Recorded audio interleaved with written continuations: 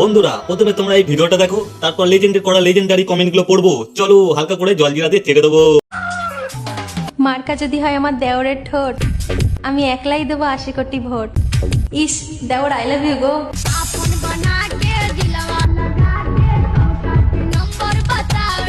तो चलिए शुरू करते हैं। ধুর, আগে মুখ ধুয়ে আয়, তোকে দেখে ভূত পালিয়ে যাবে। কত দেওরকে দিয়ে টিপিয়েছিস যে ঝুলে গেছে। मैं नहीं बताऊंगा। বুড়ো গাছে কচি ডাব ধরলে মানাবে। अच्छा। কুত্তার ঠোঁট।